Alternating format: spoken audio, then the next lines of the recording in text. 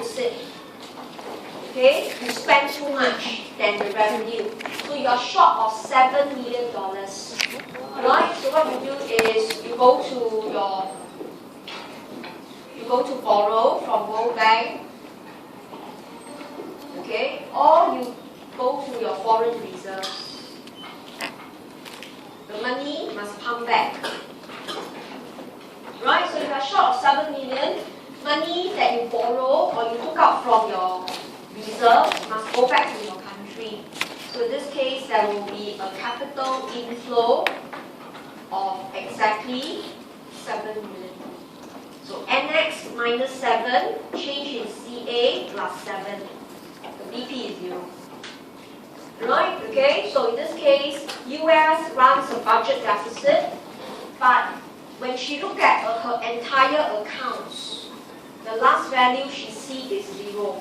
Because any account that is in surplus or deficit will be corrected through the flow of funds. Alright, so that's why we say from there, as given in your lecture notes, NX is minus change in CA. Or we can say change in CA is minus NX. They are used interchangeably.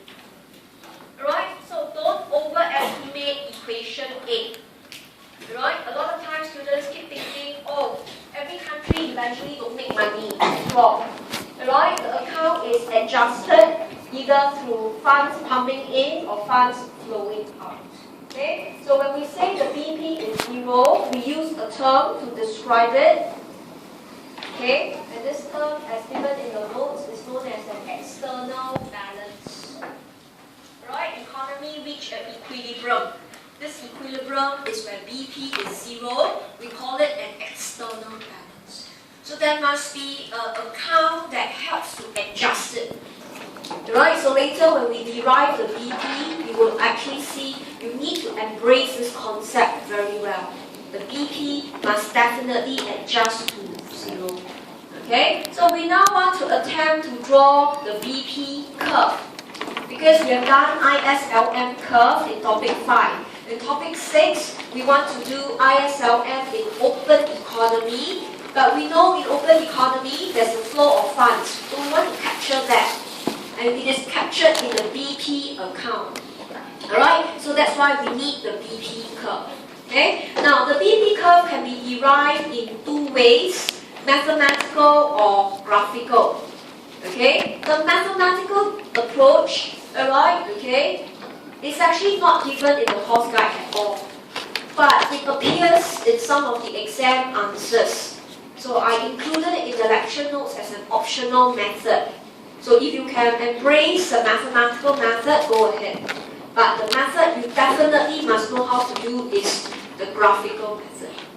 Okay, right? So you are primarily tested graphical method. But you can use the maths method to guide you, to make sure you are able to do the slope and the shift of the BP curve. Okay, so the mathematical method will look quite tedious, like this.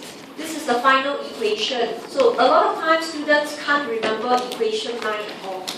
So that's why I don't fully encourage you if you are not strong in maths. So I'll go through the intuition with you.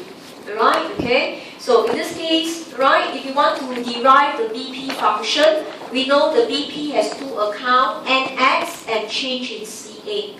Right? And we know NX is export minus import. Now there's a typo here, okay, where I'm highlighting, this should be a plus.